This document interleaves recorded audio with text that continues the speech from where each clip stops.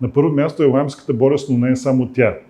Такива са и бабезиозата, и бартонелозата, и кутреската, и марсилската треска. Също бих могъл да кажа и лаймската болест. Тя е многосистемно, многоорганно заболяване, засяга всички органи и системи на организма. Това заболяване го имало в Европа далеч преди Алан Стиер да го открие в Америка. Когато е на по-видимо място, е алармиращ белег. То се появява 3-5 до 10 дни след ухапването. Повишение на температурата, обща отпадналост, болки по мускулите, разкършеност, така, който е в летния период. И както казахте вие, ако сте в ендемичен район в априлци, да речем, задължително трябва да се мисли за лаймска болест. На първо място се цели в лекарствени средства с мощно антиоксидантно и антибактериално действие. И на първо място пък от тях са извлеците от чесън, извлеци от риган, от мащерка, от сладък пелин, но на пазара има един продукт, който е доста добър като съчетание на всички тях, Регулат Про, който се прави от каскадна ферментация на определен кръг от плодове, зеленчуци и ядки, които доста смело използваме в нашата практика и с много добър ефект. Омнибиотик серията е доста добра за лечение.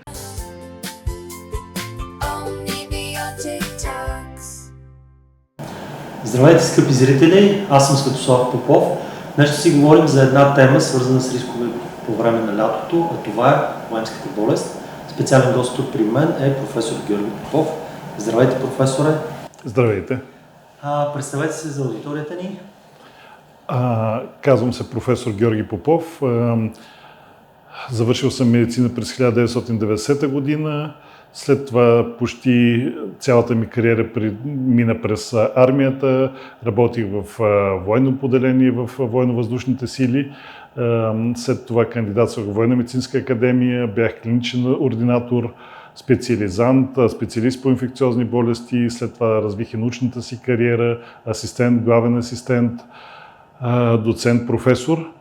И така изкарах 30 години в Военно-медицинска академия, като бях началник на клиника по инфекциозни болести, началник на катедра, включително заместник началник на Военно-медицинска академия. И когато си мислех, че целият ми живот ще премине в тази структура на армията, реших да сменя малко амплоата си и ето от 2022 година съм в София Мед. Завеждам клиника по инфекциозни болести в София Мед.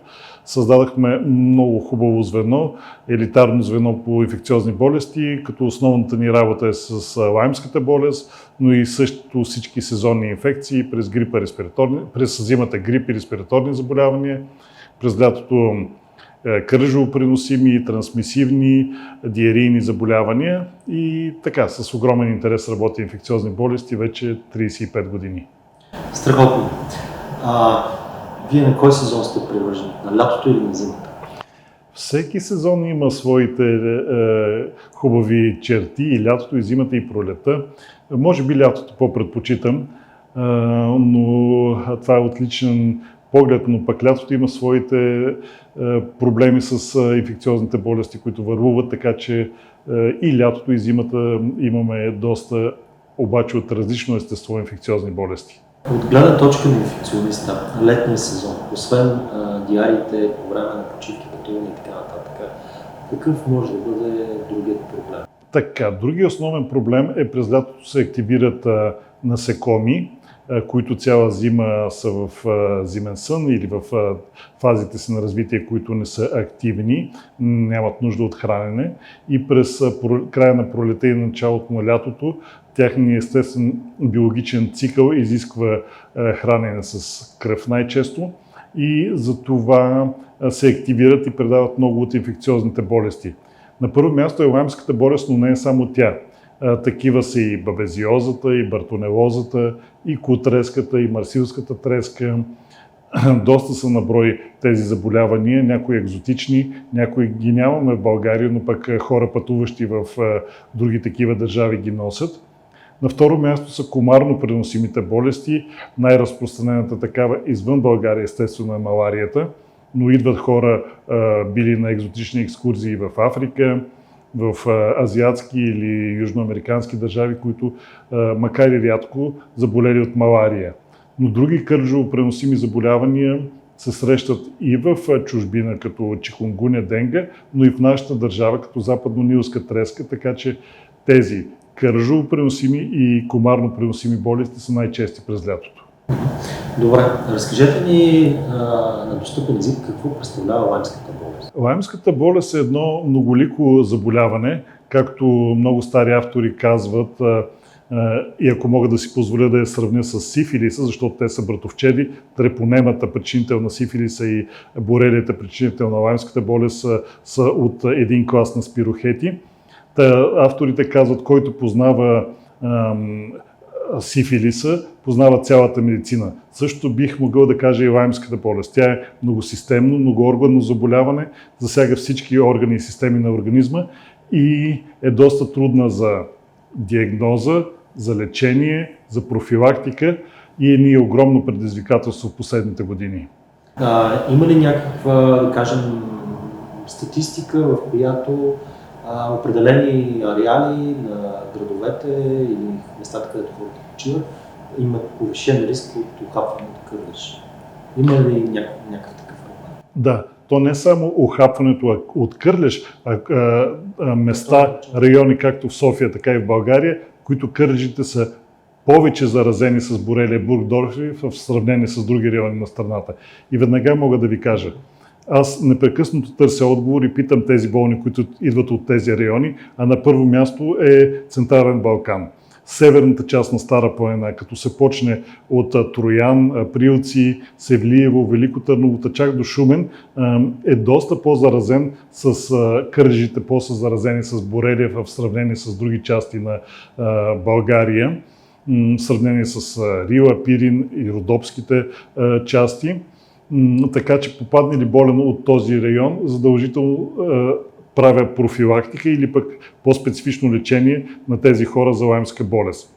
Други ендемични райони, говорейки за София, са Ловния парк, доста заразени кърлежи има там, Южния парк, парка Вартопа, който е в Младост, не на последно място гробищата, хора, които правят панахиди или пък задушниците, доста често идват, ето и сега от тази черешова задушница. Също така, Дружба, Младост са доста контаминирани за борелия Бургдорфери. Това има ли някакво обяснение или просто така? Природата е? Винаги го търся това обяснение, специално за този красив район около Троян, Априлци. Хората ми казват, завъдиха се много диви животни, много елени, сърни.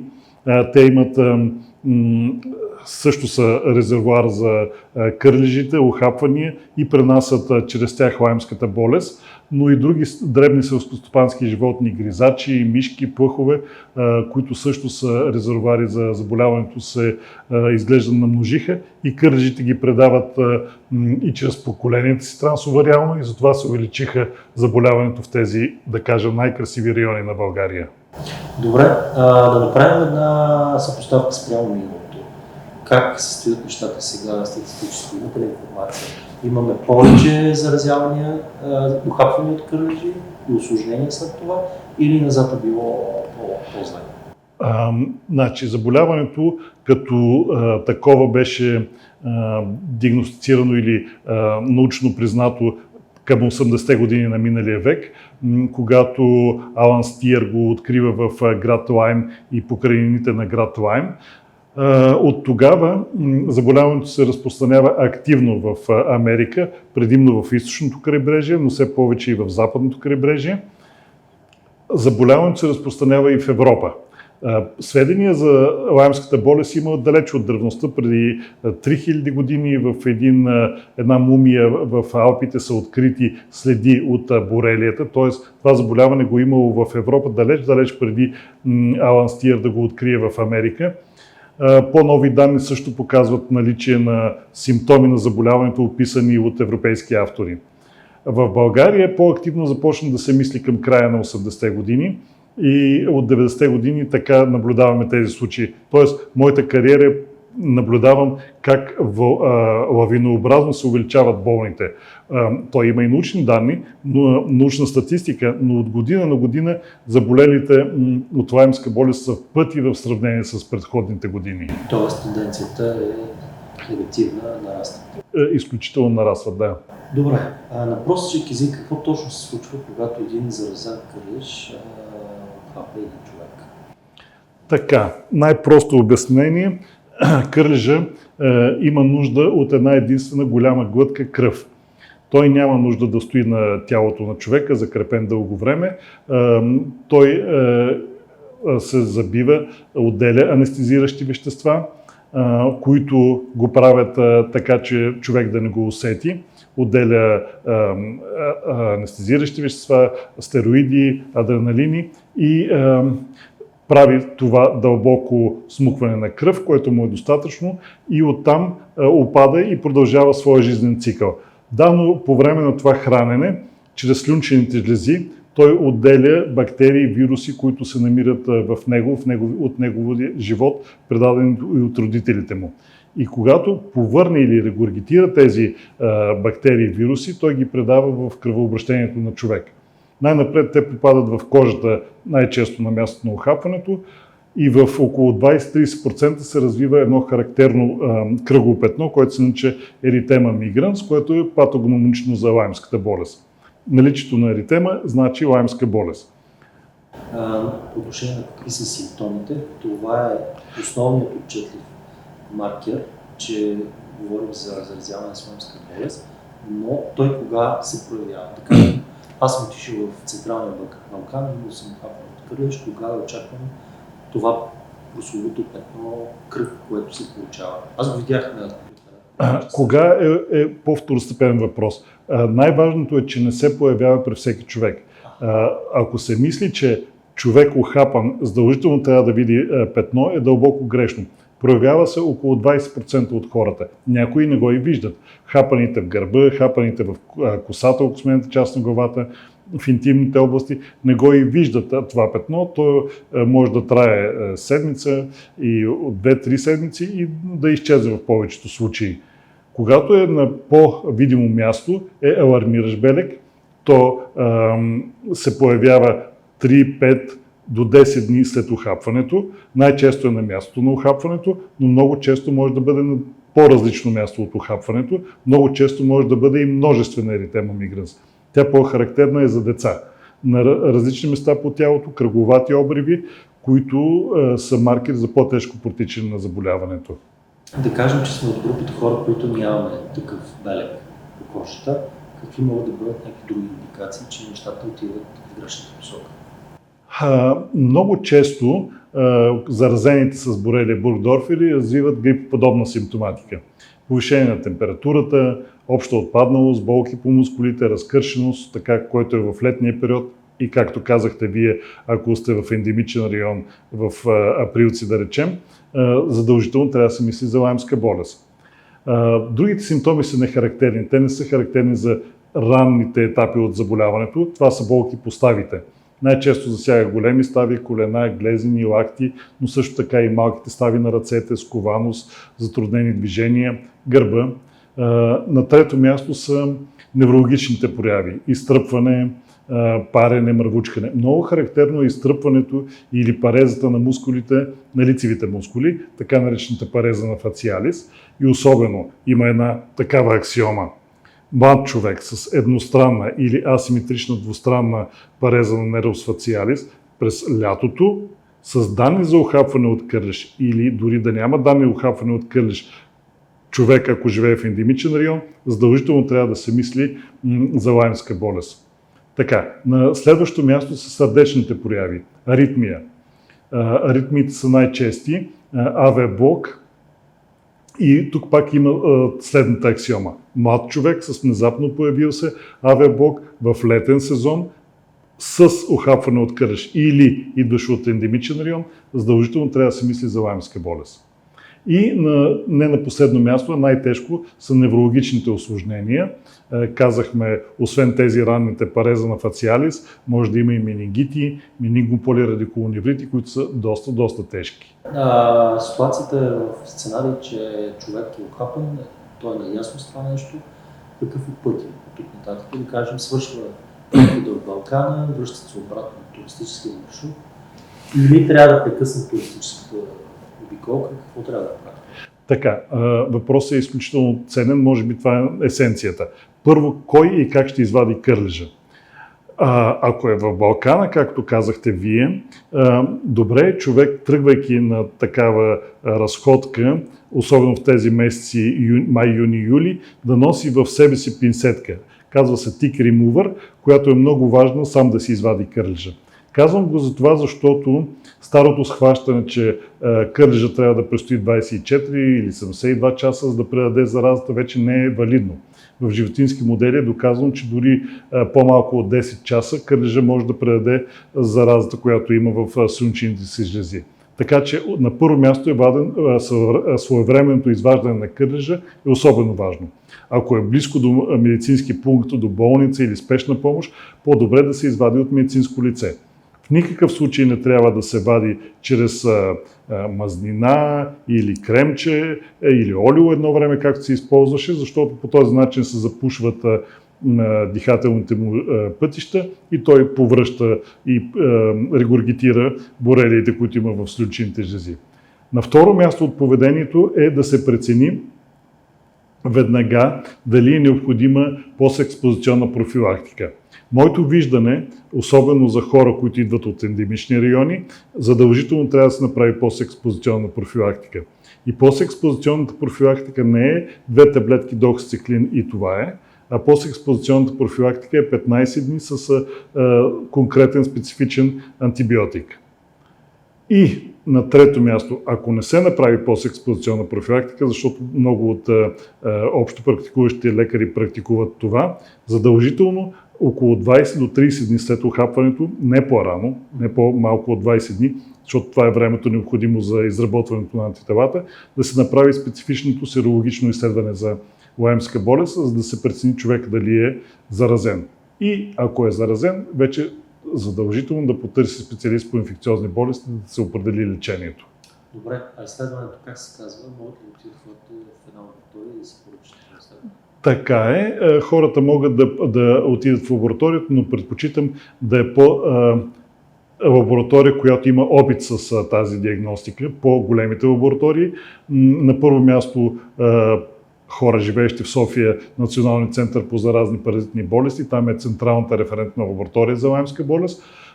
Хората са специализирани, работят с китове, които са пригодени към нашите условия, към българската борелия бургдорфери и резултатите са по-така достоверни. Има някои лаборатории, които ни заблуждават. Някои малки лаборатории, които нямат опит, ни заблуждават с фалшиво негативни или фалшиво отрицателни резултати. Ако питате точно какво е изследването, това е двустепенното, е класическото изследване по ELISA, IgM и IgG и задължително потвърдителен имуноблот тест. Добре, отиваме напред в развитието на един сценарий, в който тези изследвания доказват, че пациентът е с лаймска болест. Какво следва от тук нататък? Какво е лечението? Какво е храненето? Какъв е начин на живота? Защото лично за мен, аз мислех, че това е нещо, което минава тук за 2-3 дена, но се оказва, че проблемът е доста по-упорит и сериозен. Да. Сега, тук вече трябва да разделиме нещата на два основни потока от болни. Едните са с остра болест, които говорихме до сега, активна, прясна лаймска болест от този сезон. С еритема мигран, с данни за охапване, с цялата му класика. При тях провеждаме целенасочено етиологично лечение. За радост, борелия бургдорфери е чувствителна на широк кръг от антибиотици, от най-старите пеницилини, амоксицилини, цефалоспорини, на втора линия са макролидите и така нататък антибиотици, които вършат добра работа. Перорална терапия.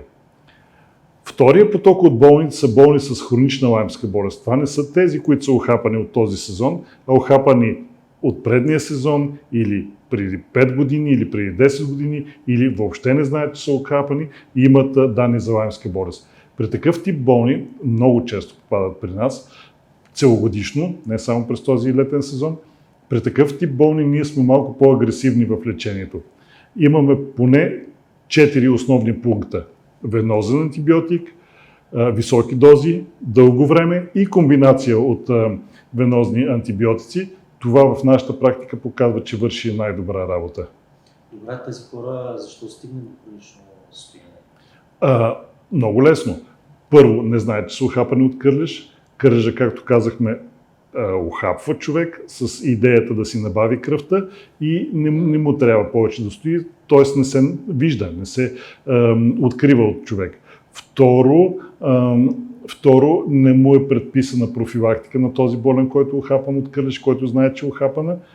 И трето, не е направено достатъчно добро изследване или фалшиво отрицателен резултат, или не е бил самия болен или общопрактикуващия му лекар активен в търсене на заболяването и е пропуснато и чак след 3, 5, дори 10 години се проявяват неврологичните форми на заболяването, сърдечните форми, ставените форми, които са трудно лечими.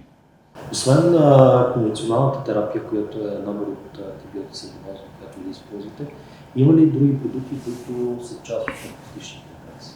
Да, по принцип всяко едно инфекциозно заболяване разчита на етиологично, антибиотиците в случая, патогенетично и симптоматично лечение. Сега, говорейки за този тип лечение, който до тук говорихме, антибиотично, високи дози и така нататък, аз съм привърженик на школата на ILADS, International Lyme and Associated Diseases Community, и затова съм си сложил тази значка за принадлежност към тази асоциация. Това е не случайно, защото техните виждания са далеч по-близки до вижданията на болните, до самия болен как възприема това заболяване. Докато основните научни организации, като CDC, като Американската асоциация по инфекциозни болести, имат по-строго научни виждания към това заболяване и са малко по-предпазливи. И сега, основната разлика, докато тези консервативни организации не мислят, че имат хронична лаймска болест, ILADS отдавна, от преди 4 години, на своя научна група е изработил становище за съществуването на хронична лаймска болест. И това го виждаме всеки ден. Тези по-консервативни организации го наричат Post-Treatment Lyme Disease синдром, а пък ILADS си го нарича с конкретното определение лаймска болест, т.е. многосистемно заболяване, което протича над 6 месеца от датата на охапване от кърлеж или диагностицирането на лаймската болест. И сега, отговора на вашия въпрос. Дали се лекуват и по различни начини? Именно ILADS, освен това активно, агресивно лечение на лаймската болест, предлага и така наречен nutraceuticals. Използва много често в своите схеми. Nutraceuticals, за разлика от pharmaceuticals, на първо място се цели в лекарствени средства с мощно антиоксидантно и антибактериално действие. И на първо място пък от тях са извлеците от чесън, извлеци от риган, от мащерка, от сладък пелин, от други също билки, натурални извлеци, които ги имаме дори в нашите географски ширини и вършат доста добра работа. И в моята практика, нашия колектив, който сме си оформили нашата школа за лечение на лаймска болест, практикуваме именно това. За лечение на хронична лаймска болест. 28 дни лечение с антибиотици, по-голямата си част венозно, след това опашка от перорален антибиотик и имаме един период около 40 дни, в които прилагаме тези природни вещества с активност прямо лаймската болест. Кой продукт, има ли продукт на българския пазар, който е подходящ за хората? Да, на българския пазар има много такива продукти. Работят различни фирми, които произвеждат отделно извлек от чесън, извлек от мащерка, от риган, но на пазара има един продукт, който е доста добър като съчетание на всички тях, Регулат Про, който се прави от каскадна ферментация на определен кръг от плодове, зеленчуци и ядки, които доста смело използваме в нашата практика и с много добър ефект. Тоест един период от 40 дни, в който не употребяваме антибиотика, а ни трябва този период, за да направим последваща оценка на състоянието, това е периода, в който взимаме ново серологично изследване, назначаваме точно такъв тип продукти, какъвто е Регулат Про. Искаме се да кажем няколко думи за децата, защото те са специфична група. Какво трябва да направят родителите, как да действат? При тях има ли някаква особеност? Децата винаги трябва да бъдем много по-внимателни, защото при децата лаймската болест протича малко по-различно. Първо, от епидемиологична гледна точка, децата най-често са хапани по врата и шията. Те са мънички, като минават покрай храст или тревичка, най-често обичат да ги хапят в главичката.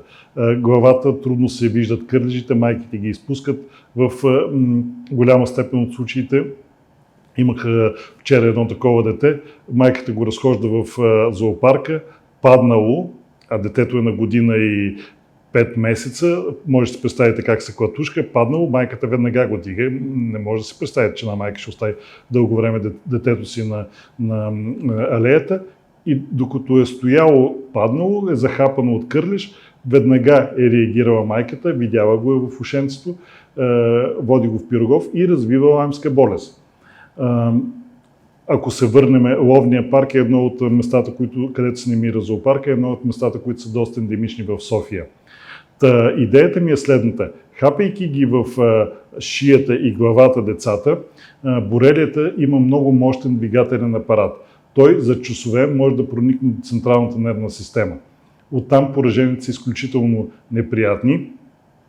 А още по-лошо е, когато се развива дълготрайна лаймска болест с годините, тогава може да настъпят сериозни хронични неврологични поражения на детето, включая аутизъм, пан-дас синдром, който е много тежък за деца, също така депресии, суицидни мисли, включително дължащи се на кърлежово-преносими болести.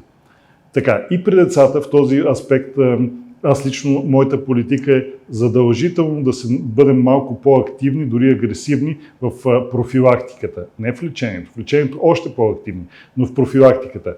Ухапано дете от ендемичен район, било в София, било в България, по главичката или шията, задължително антибиотична профилактика, която да е минимум 15 дни. Тоест, родителите трябва да бъдат много бдителни. Всяко едно излизане в следния сезон.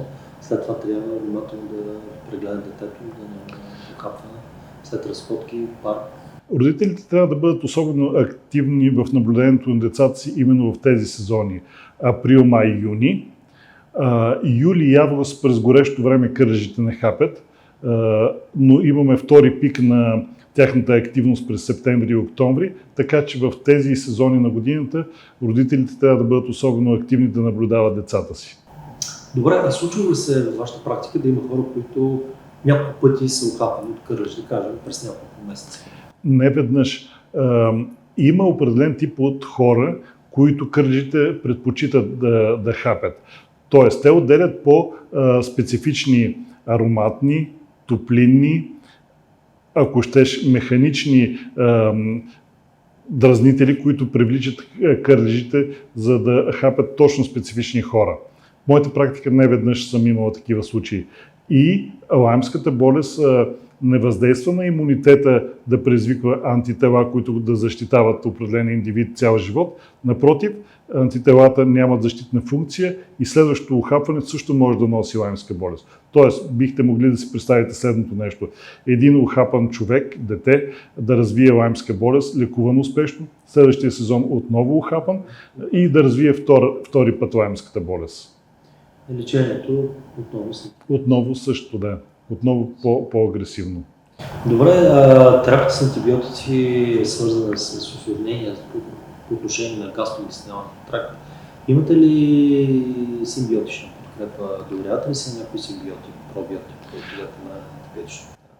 Да, задължително включваме пробиотици. Те имат своето място не само като добавка към антибиотичното лечение, но техните функции като цялостно укрепване на организма за лечение на инфекциозното заболяване, специално стомашно-черевния тракт. Задължително при пероралните антибиотици включваме 2 часа след антибиотика приложение на съответно пробиотик, но и много пъти и при венозните антибиотици също включваме такова лечение. Не само да предпазиме стомашно-черевния тракт, естествено тук антибиотика не прониква през стомаха и червата, а за да въздействаме патогенетично на болестта. На кой симбиотик вие се доверявате? Много, в зависимост от това дали е дете или възрастен човек. Омнибиотик серията е доста добра за лечение. Напоследък излезе и такъв за деца. Омнибиотик 10 Kids, който го употребявам така с голям успех и децата го харесват. Съответно има специално с деца, майките обичат специален антибиотик или пък децата са облъчени от специална реклама, така че аз гледам така и да бъдат и те доволни от това, което ще допуснат за детето си. Благодаря от сърце за вашето гостуване. Аз съм сигурен, че с човек като вас трябва да се видим още няколко пъти и да си говорим за интересни теми в областта на здравето. Благодаря ви. Благодаря и аз. Благодаря и на вас. Ще се видим отново съвсем скоро.